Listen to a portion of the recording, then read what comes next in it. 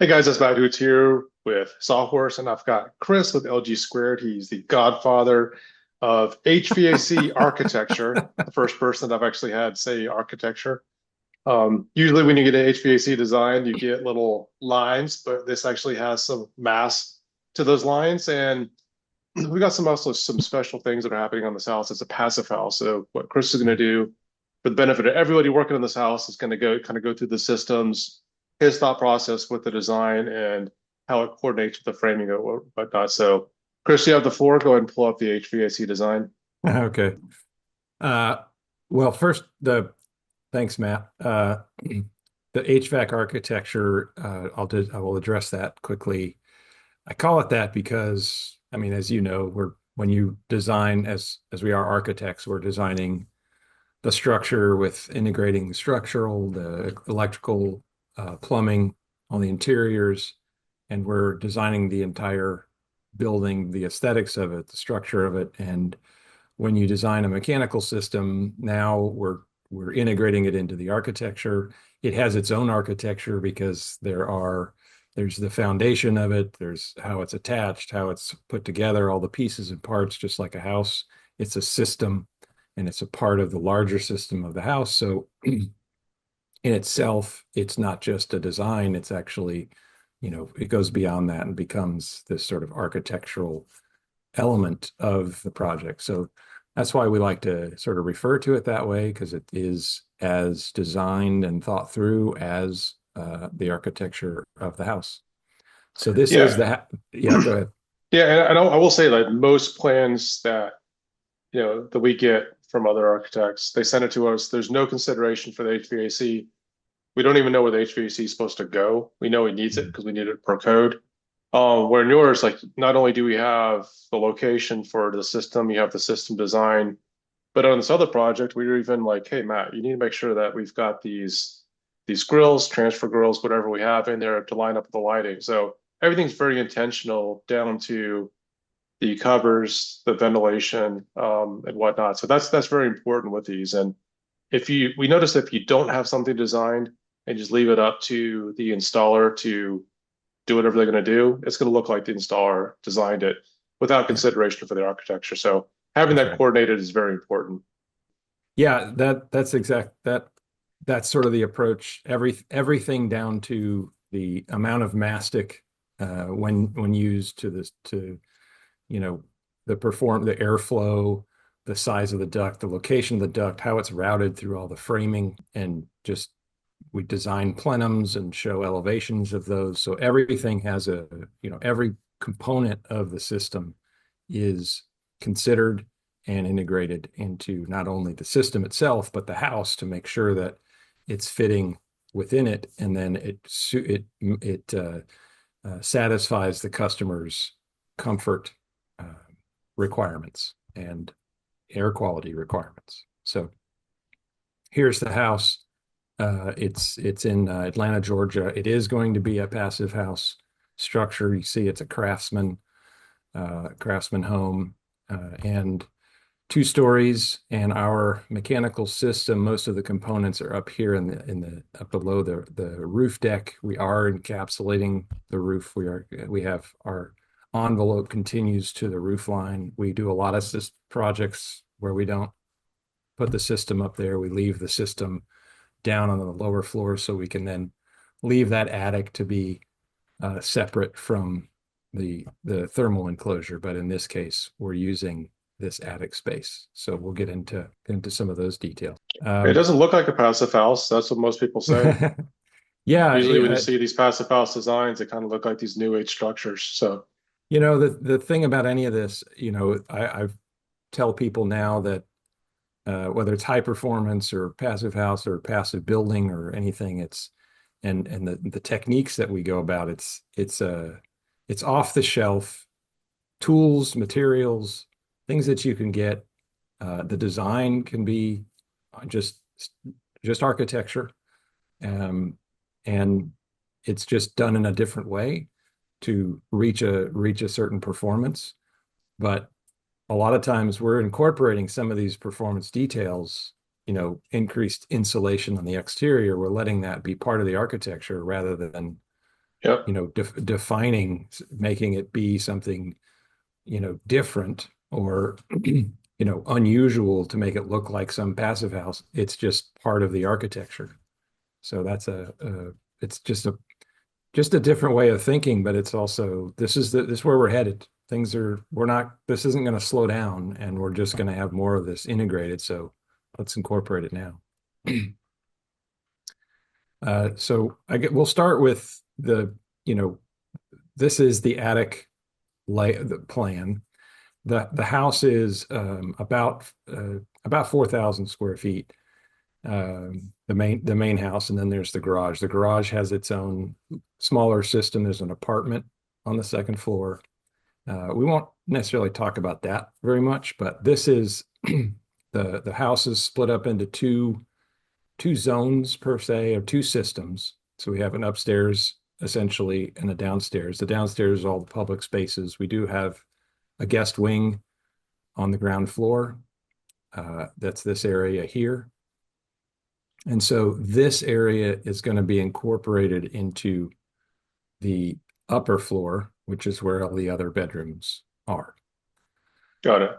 The building shell, it's of course it's going to be super tight, well insulated, and we've got all the cavities filled with a dense pack. It's a wood fiber insulation that we're calling for now. It could be a rock fill or like a stone wool dense pack insulation, but we're using kind of wood fiber there, and then on the exterior we have 2 inches of stone wool insulation, and then our air tightness level, we're going to be in the range of 0.5 ACH 50 or less. So super tight. Passive house is going to make us go to 0.6 or better, and of course you and I both know that Yeah, we can do better than that. we're going to be anal. We've gotten down to 0.05 ACH 50, and that's kind of my target personally for it. And this was designed around that 0.5 because we want to have the system allow for construction to be what it to if we don't reach that target, it's because anyway. So there are a lot of things that can happen during construction, but we got to control that, but we're going to shoot for that lower target. So really there's two things with that number that you spoke about, estimated exchanges per hour. One is sizing the equipment, which affects the ductwork. But the other thing that most people don't really talk about with that, because of the way you design the ductwork, you've got a lot of return air pathways, is Yes. you have to have the building envelope to be really tight because you're creating pressure differentials within the house to be able to bring that air back to the central unit. Correct. And you can't do this design on a house that's code built, even if you upsize the equipment, because you're going to have envelope infiltration issues. The system only works with a tight building envelope. Just want to make that clear to everybody. Yeah, the system that we have, I mean, all of the equipment can be used in any type of home. It's essentially the system that we're designing is is unique to this, just like any, HVAC design. You're going to use a system that is custom tailored to that project, to that home. And that's what load calculations are for. I want to jump over to that, if that's okay, Matt. Okay, absolutely. Switch over to that and just kind of show. All right, are you seeing this load screen here? Yep, looks great. Okay. Very colorful. Yeah, very colorful. I chose those. No, I didn't. Okay, so this is the basically the results of the load calculation, just in a summary. Okay, and down here is what a lot of people are focused on: tonnage. In this case, we've got for the main level, which is the larger of the two zones, we have 15,000 BTUs of cooling and 96,000 BT or 9,600 BTUs for heating. And this is what most people expect for the Southeast, is cooling loads higher than heating. What's interesting, Matt, and I don't know if we've talked about this, but when you go to high performance, when you have a standard built home, This number, this heating load, is actually larger than the cooling load, right? And that's most homes are designed that way. We also or they're pretty close to the same. Okay. And we spend more, not necessarily always because we have larger equipment but for heating, but we spend more on heating in Atlanta, North Georgia than we do on cooling. And that's something that's been around for a while. That may be different, more these days, but that's been known in the past 10 years or more that we spend more on heating as a whole. But when you get into high performance, all the metrics change. We're going super tight. We don't have a lot of that heat loss happening through the cracks, which happens a lot. Air sealing is huge in high performance. It's one of the first things we focus on after water control. Water control damages the buildings. Air sealing just damages the environment within it, or air leakage does. Air leakage damages the environment within that Yeah. shell. And so as we get tighter and tighter, we're getting lower and lower heat loss compared to our sensible, because we still have these windows, and we don't gain as much from added insulation as we do or in the cooling in the summer months as we do in the cooling. Now there are benefits. I mean, insulation does help in the summer, just not as much in the winter. So anyway, this zone here, they've changed this software a little bit, but the main level is 1,700 square feet. Okay. And there are there are heuristics out there that say 500 square feet per ton. That's where most systems fall. This one is falling at just about, maybe 12 or 1,300 square feet per ton, maybe higher, because we've got 15,000 BTUs here. And that's, you're having to use, it says 1.8 tons. This is the sensible. We have to use, really, that tonnage thing is really about the equipment, but you can see the load is around 15,000 BTUs. So you see that, BTU per square foot go up. The square footage per ton number go higher. So we got a main level is at sensible of 15,000, and then the upper level we're at 12,000 BTUs. This latent load is primarily from our ventilation, because we don't have a lot of air leakage. Okay. Okay. So that's the advantage of building tight, is that we've got these ventilation loads that really do all the work. And these loads are pretty small for a house this size. We have houses in Georgia and North Carolina that are set up to have a dehumidifier, but never run it because the systems have enough capacity to handle these low latent loads. We're always set up to have the dehumidifier, but they never run because of this. So that's just something to think about. All right. Anything else? Any other questions about this? So really, if we were to lower the sensible load, is most of that because of solar heat gain? So if you look over here, this is a breakdown Oh yeah, it is. of the Wow. loads. Yeah. And the glazing, which that is still a very small load. It's 50% of a really small load, right? Mhm. So it's the majority of it. And then you have internal loads is the second one. And that's people. And so that you can see that the building shell, floors, ceilings, all that, this is Very the little. second floor. So there's no heat loss. Sorry, their upper floor. Yeah. No heat gain on the floor, on the slab downstairs. There's some heat gain a little bit, but you see all the interior stuff is on the second floor. We have more. Well, look at that. Equivalent heating and cooling is the same Yeah, between. Yeah. you mentioned earlier too, like the insulation doesn't make a huge difference. I think a lot of people want to add more insulation or get their exchanges down to zero, which Yeah. of course we're always targeting zero. But if you have a Right. window, There's only so much you can do to your Yeah. house without getting rid of the windows to reduce that load, but this is Correct. still pretty impressive.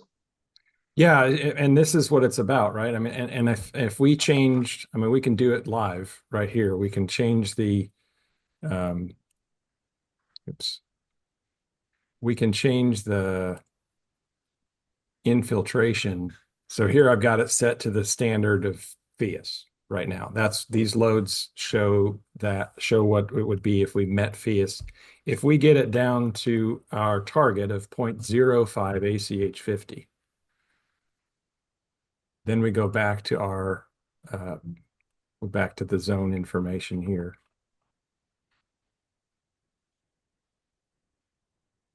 Oops. You see It it, didn't it change that it much.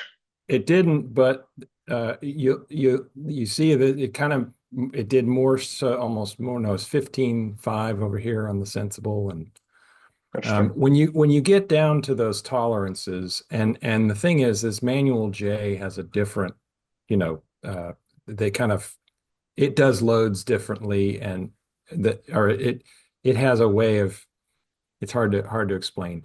Every modeling software kind of calculates things a little differently. There is a lot of in manual J, there's a lot of conservative um, modeling and load count because you want to make sure you Yeah. have obviously enough for your equipment. Now, if we went to that, if we bump that up to 5, this is where you start to see that that difference. Oh well, the heating goes way up. No, Is heating that goes mostly because of the exactly. stack effect? You just the warm moist Yeah, air is yeah, rising that's and right. you're It's sucking in the cold air? you're losing it all through, yeah, through the Got envelope. it. That's right. And upstairs, same thing.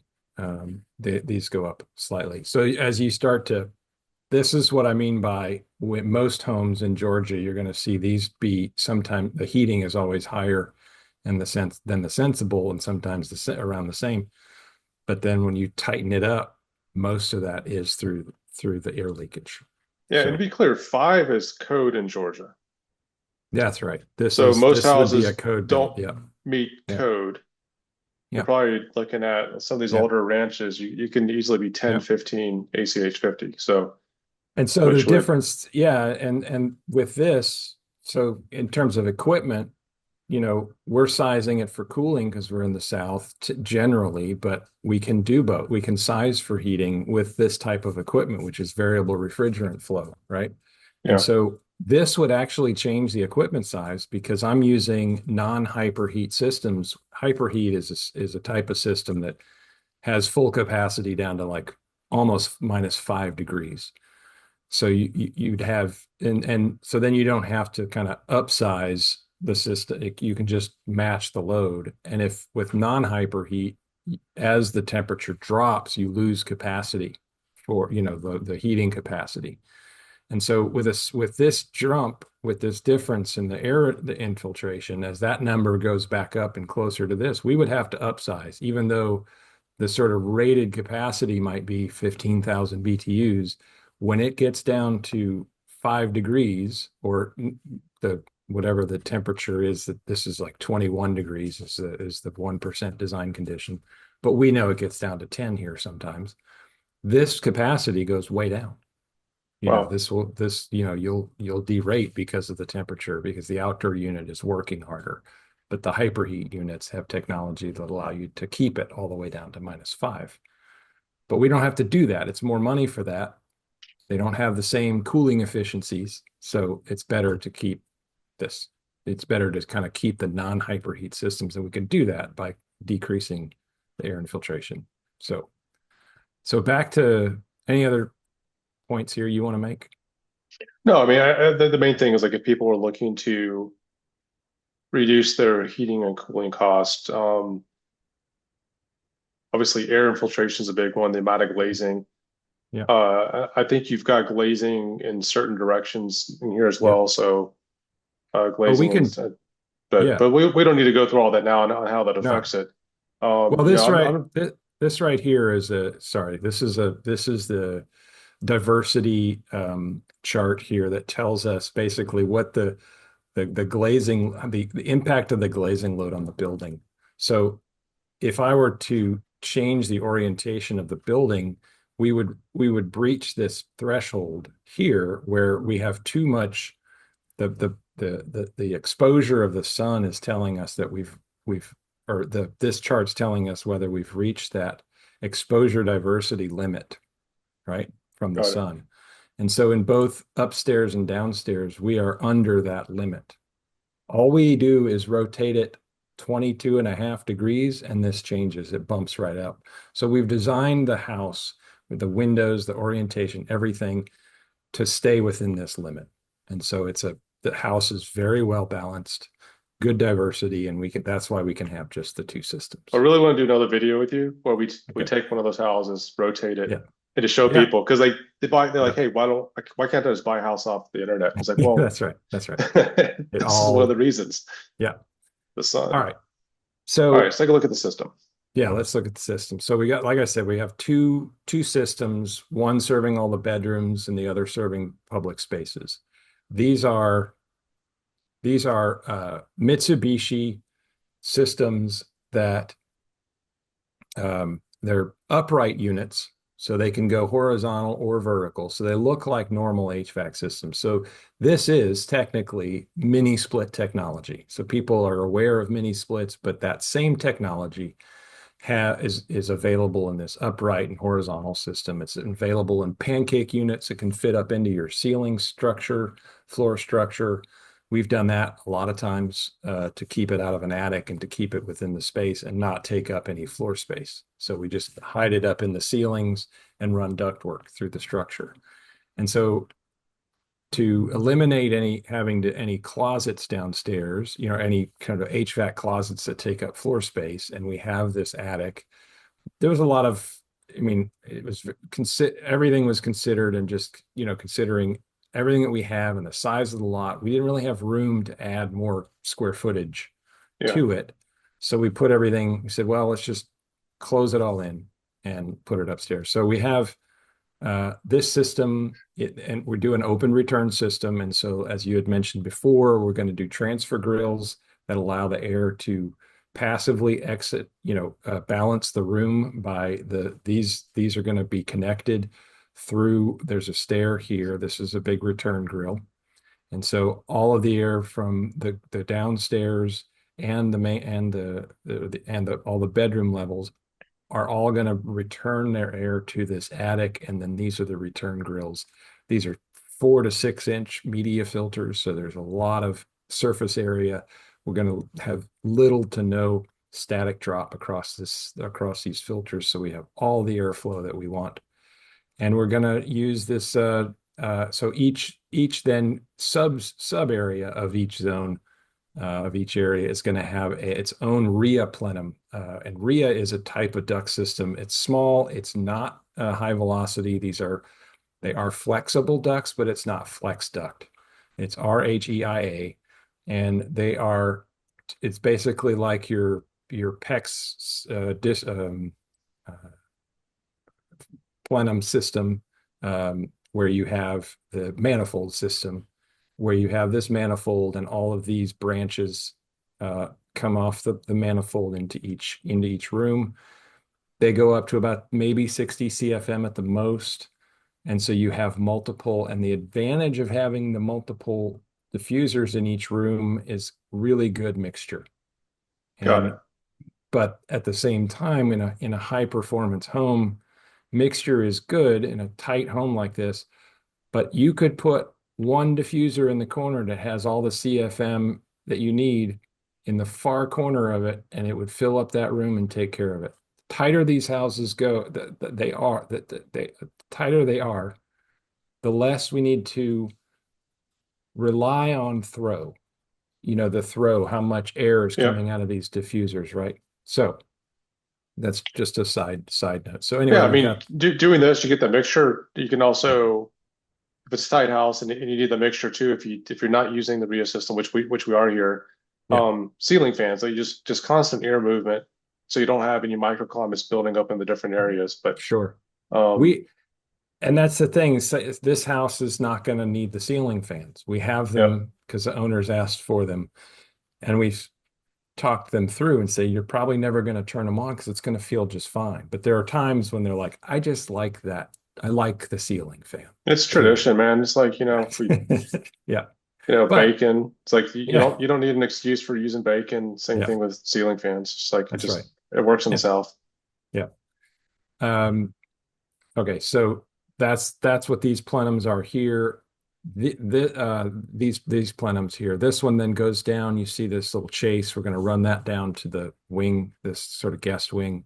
This Hmm. is the system for downstairs for the main level, all the public spaces. We have a chase running vertically here. So we have this. Uh, oh, sorry, this is separate. But so this goes down to the ground floor. Whoops.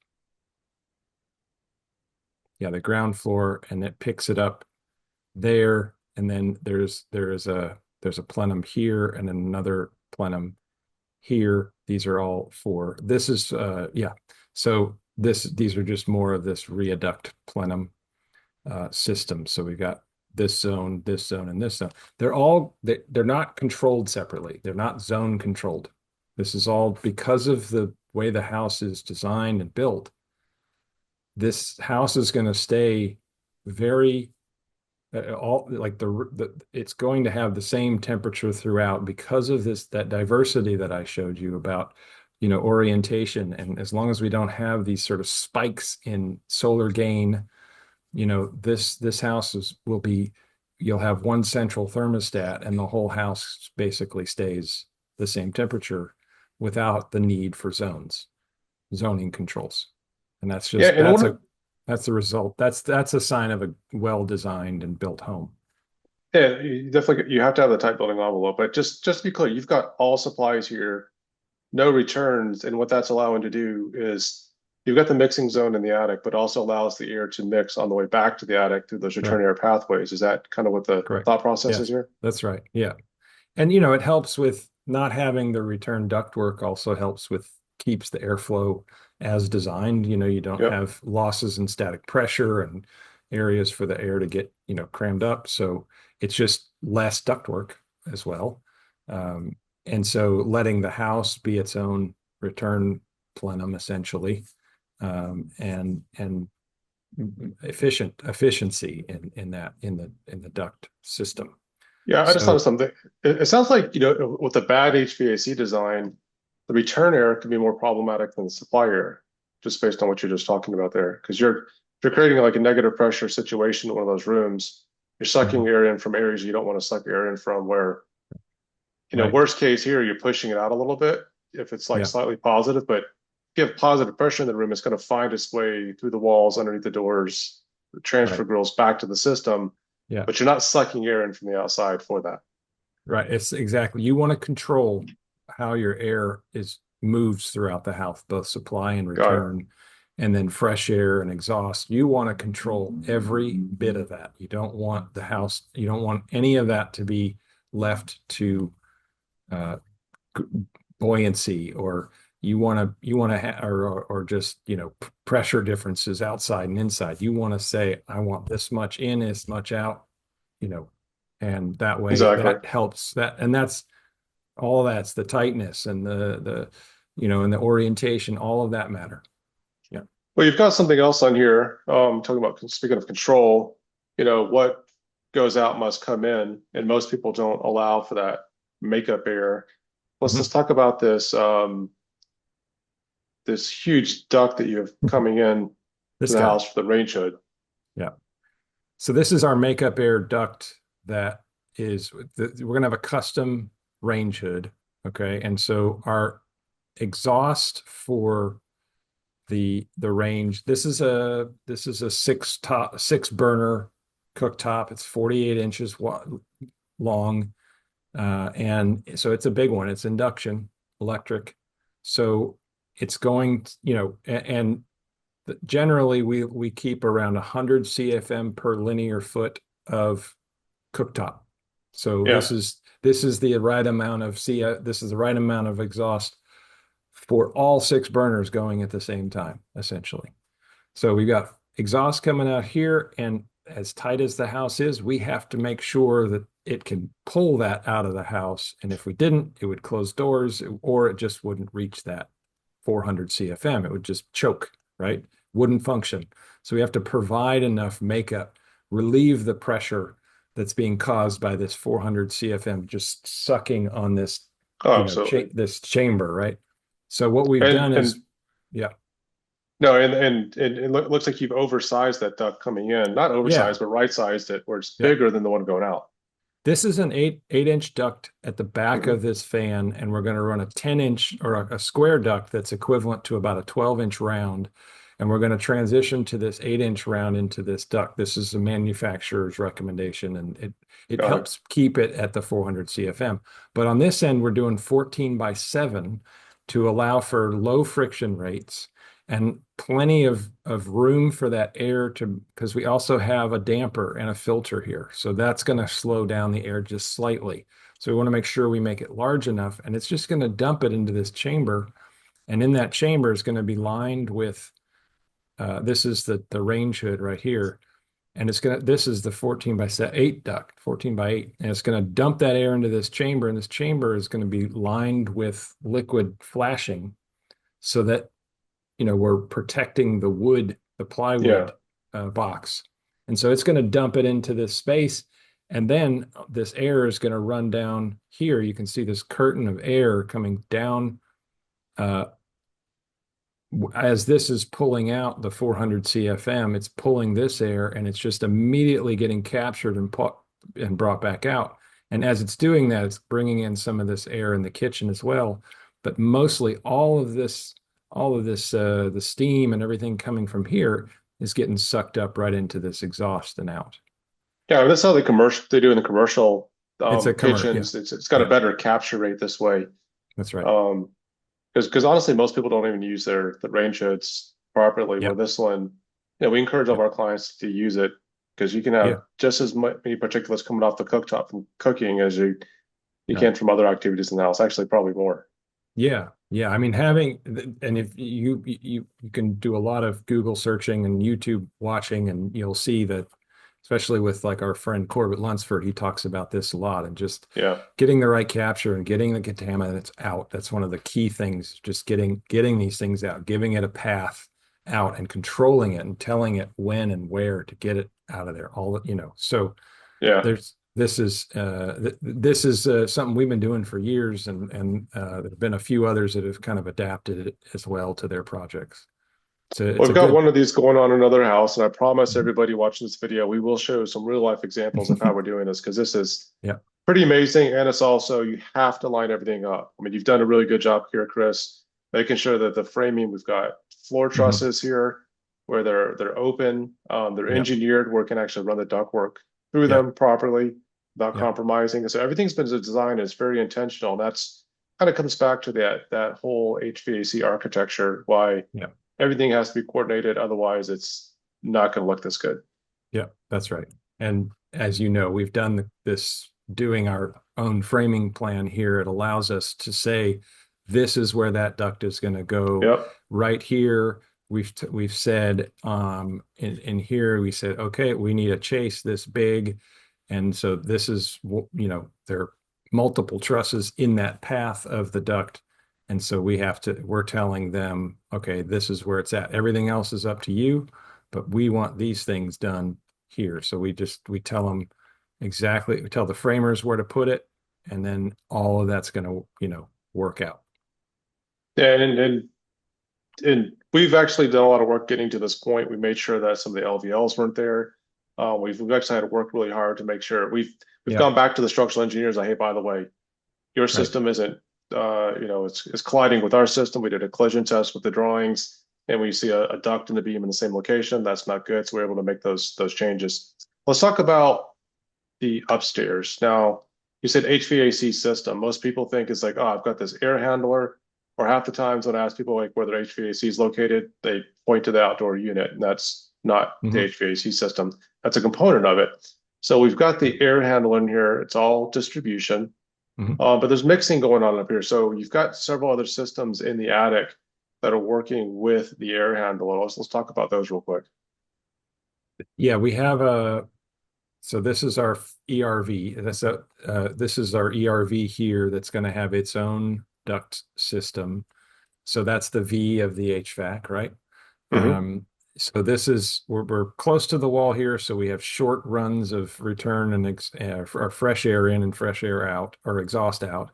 So we keep those. Those are the insulated ducts. We want to keep those as short as possible, and then all the supply and return ductwork for the fresh air is delivered and distrib or brought back and distributed through the same Rheia duct system. So we have one supply run coming here and then a distribution plenum there and here. And then we have another one that serves the lower level as well. And So then, and just this, to be clear, this is a completely separate system. correct. It's not, doesn't share any ducts with the main system That's right. We're not that none of our systems are connected to the other than through this sort of passive to the approach space. Yeah. in the attic, which is what we're doing here with the dehumidifier. We are letting it be a whole house central dehumidifier. We are not connecting it to any return or supply ductwork. We're pulling from the house here from this chase. We're going to run that downstairs to the main level and pull from downstairs. And we're also going to pull from the attic, which is where a lot of the return air is coming from the house. So we're getting it from two Yeah. spots, right? And so then it's the dehumidified dry air is going to be just dump is going to open to the attic. It's going to distribute into the attic, and then it sort of mixes and disperses with the rest of that air. And by the time it reaches the coil here, it has cooled off a little bit because we're Yeah. about 20 degrees warmer than the Got it. air going into the dehumidifier. And so it cools off some, gets mixes in, and then it's filtered and conditioned again before it's distributed as dry dehumidified air. And one of the things that I find silly, everyone puts those dehumidifiers in the crawl spaces or under their basements, which does have some utility down there, but moist, warm air always goes to the attic. That's actually Yeah. where your Yeah. relative humidity is going to be the highest. So Yeah. putting it at the source is important, but also I think where it accumulates is probably more important, and that's why you have this in the attic. Yeah, I think a dehumidifier, if you have a crawl space, whether it's part of the conditioned envelope or not, there is a good argument for having, depending on how your crawl space is Hmm. designed. If it's a mini basement, it's different than if it's actually a crawl space with no concrete floor and no and all and so, but most of the time having one just dedicated for the crawl space is a good idea because there's just moisture down there from just inherent moisture and you're not conditioning Absolutely. it. And so then having a separate dehumidifier controlling the house itself is probably justified. These things are such energy hogs. It's why we get away from crawl spaces somewhat. There are other reasons, but that's one of the reasons. And having a dehumidifier at all is a belt and suspenders approach, or it's a just a to be sure. This one I predict will never run. It'll be a set it and forget it, leave it at a certain percentage relative humidity. And this system, all of these systems will handle that because of the way we've designed the return pathways and let it all Yep. mix and dry itself. These have incredible drying potential. They're not dehumidifiers, but there's more than enough capacity, latent capacity in these systems to remove the amount of moisture that's in this house because of the air leakage and the Yeah. other ventilation systems that we have pulling out the moisture that's being created inside the house, which is Well, where Chris, the majority of that moisture is coming from, not outside. this is definitely in line with, how all the other top engineers and HVAC designers are doing it. They're mixing the air in one area. I Mhm. really do appreciate you sharing this with you. This Yep. is, I really appreciate your designs because they're, architecturally, we may booger it up in the field and maybe ugly in the field, but like on plan is beautiful. So you've done a really good It's, job thank you. with all Thanks, these, and man. we appreciate the time and making sure everything does Yep. line up. So where can people find out more about your services? Because you do architecture services, but you also do Yep. consulting and HVAC design. What's the best way for them to get in touch with you? You know, we have a website, lgsquaredinc.com. Okay. They can email me directly at chris@lgsquaredinc.com. Either way can contact us. But the website has all our contact info as well. Awesome.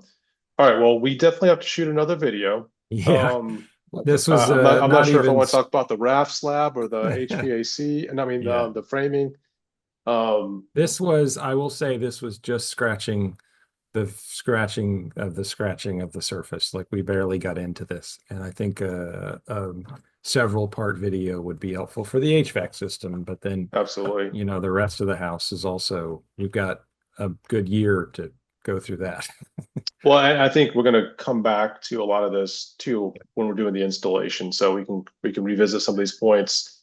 Looks great on plan. It's even more fun to walk through it together in the field and Yeah, talk about how it looks, especially the way everything coordinates. Seeing it in a 3D view is just a lot of fun. So again, yeah, we really do appreciate the opportunity to work with you and Jody on this house. It's going to be an yeah. amazing house. Likewise. It's going to be well, it's going to be a passive certified house. I'm not going to say which number. We'll see.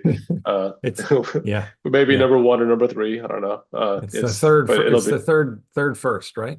it'll be in the top 10, um, for sure. So Yeah, I yeah, appreciate it, Chris. And yeah. Thank you you. guys have a great weekend. And Yeah, man. we look forward to doing more of the That's content on this project. definitely lots more to talk about. Okay. All right. Thanks, Chris. Thanks, Matt.